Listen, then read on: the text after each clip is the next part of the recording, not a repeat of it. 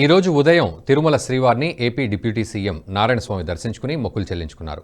ఆలయ అధికారులు ఆయనకు స్వామివారి తీర్థప్రసాదాలు అందజేశారు. ఈ సందర్భంగా ఆయన మాట్లాడుతూ పేదల తలరాత మార్చాలని సీఎం జగన్ నిరంతరాయంగా కృషి చేస్తున్నారన్నారు. వైఎస్ఆర్ పేరును ఎఫ్ఐఆర్లో చేర్చింది సీఎం జగన్ను జైల్లో పెట్టింది కాంగ్రెస్ పార్టీ అన్నారు. షర్మిల అధ్యక్షురాలి పదవి కోసం కాంగ్రెస్లో చేరిందన్నారు. టీడీపీ, కాంగ్రెస్, బీజేపీ పార్టీలను గతంలో తిట్టిన షర్మిల ఇప్పుడు కాంగ్రెస్లోకి వెళ్లడం హాస్యాస్పదమన్నారు. వచ్చే ఎన్నికల్లో ప్రతిపక్షాలకు ప్రజలే బుద్ధి చెప్తారని స్పష్టం చేశారు. కలియుగ వెంకటేశ్వర స్వామి కలియుగం పుట్టినప్పుడు పుట్టినారని ఈ చరిత్ర చెప్తూ ఉంది.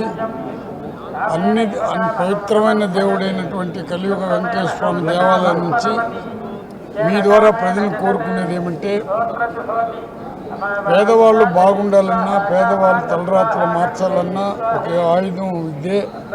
ఆ విద్యకి హెల్త్కి ఇచ్చినంత ఇంపార్టెంట్ జగన్మోహన్ రెడ్డి దేనికి వల్ల అన్ని పార్టీలు కూడా కలిసి ఆలోచించుకొని ప్రజల దేవుని జగన్ అనుకుండాలని, మళ్ళీ జగన్ ముఖ్యమంత్రి కావాలని దేవుణ్ణి ప్రార్థిస్తూ సెలవు. సార్, మొన్న సిద్ధం దేవుని ప్రోగ్రాంలో మీడియా మీద దాడి చేశారు. దాని మీద మీ అభిప్రాయం? మీడియా మీద దాడి చేసిన దానికి నా అభిప్రాయం ఏమని అడుగుతున్నారు కాబట్టి, దాడి చేసింది రైటా తప్పని నేను మాట్లాడదలుచుకోవాలా. దయచేసి నేను ఏది చెప్పినా అది పెద్ద సెన్సేషనల్ ఇష్యూ అవుతుంది. నన్ను దాని నుంచి మిమ్మల్ని కూడా రక్షించవలసిందిగా దేవుని దాని తర్వాత కలియుగ వెంకటేశ్వర స్వామి కలియుగం పుట్టినప్పుడు పుట్టినారని ఈ చరిత్ర.